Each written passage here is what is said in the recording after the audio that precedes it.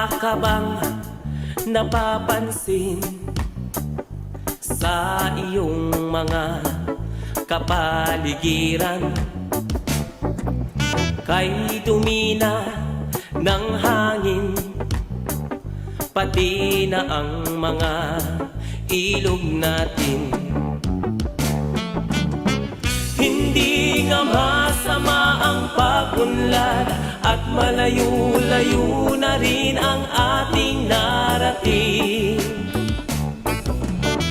Ngunit masdan mo ang tubig sa dagat, dati kulay asul, ngayon naging itim. Ang mga duming ating ikinalat sa hangin, sa langit wag na nating paabutin,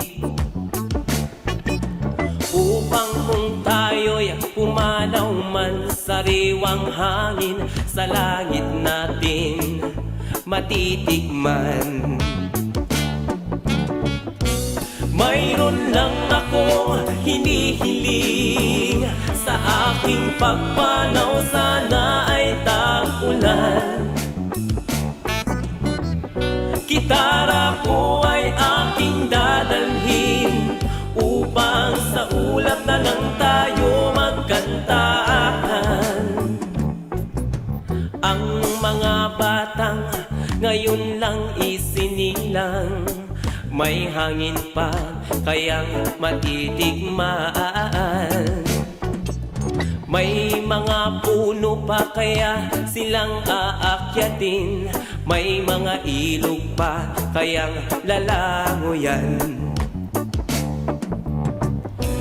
Bakit di natin pag-isipan ang nangyayari sa ating kapaligiran?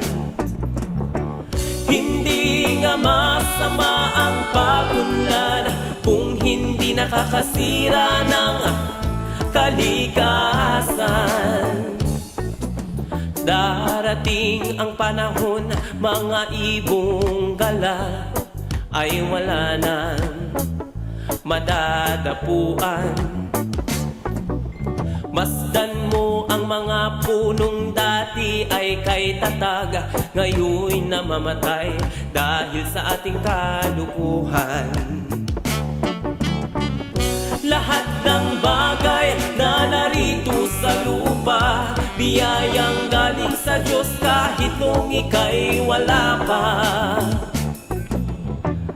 Ingatan natin at huwag nang sirain pa, pagkat kaniyang binawi tayo'y mawawala na.